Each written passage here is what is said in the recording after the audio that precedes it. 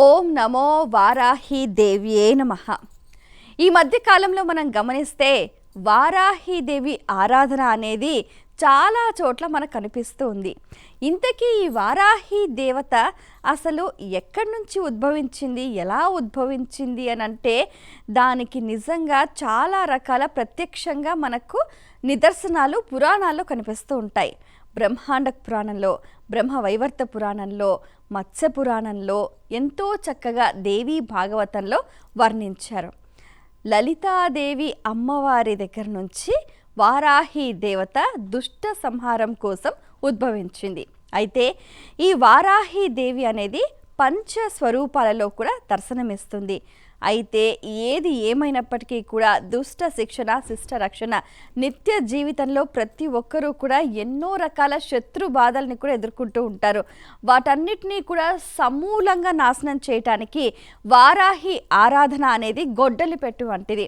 మనం గమనిస్తే ఇంతకీ వారాహి దేవతను ఎప్పుడు ఆరాధించాలి అని అంటే సాయం సంధ్యా సమయం తర్వాత అన్నమాట. అంటే సుమారుగా రాత్రి వేళల్లో ఆరాధన చేస్తే ఇంకా చక్కటి ఫలితాలు మనకు వస్తాయన్నమాట.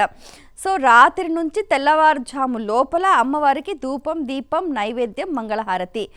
ఈ వారాహి దేవతకు సంబంధించి ధూపం వేయటం చాలా మంచిది అని చెప్తూ ఉంటారు. ఆవిడకి చాలా ఇష్టమట. అలాగే పులిహోర నివేదన చేయాలి. వీటన్నిటికంటే భిన్నంగా బెల్లం నీళ్లు అమ్మవారికి చాలా ప్రీతికరం అని చెప్తూ ఉంటారు. కాబట్టి వారాహి దేవతను శ్రద్ధగా ఆరాధించి అష్టోత్తర శతనామావళి అందుబాటులో ఉంది. దాన్ని ఒక్కసారి పఠనం చేసి చక్కగా ధూపం వేసి పులిహోర నివేదన చేసి బెల్లం నీళ్లు పెట్టి అమ్మవారికి మంగళహారతి చేస్తే అసలు మీ దరిదాపులలో కూడా ఎటువంటి దుష్ట శక్తి అనేది దరిచేరనివ్వదు. ఇది నిజం.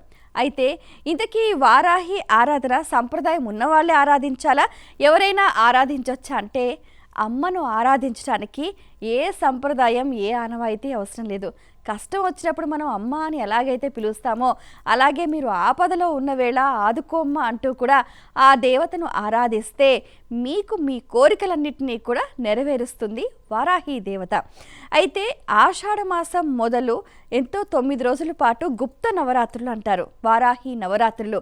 ఈ నవరాత్రులలో కూడా పగలంతా ఉపవాసం ఉండి సాయం సంధ్యా సమయం దాటిన తర్వాత శుచిగా, శుభ్రంగా అమ్మవారిని భక్తి శ్రద్ధలతో ఎవరైతే కొలుస్తారో వారికి దీర్ఘకాలికంగా ఉన్న రోగాలు నయమవుతాయి.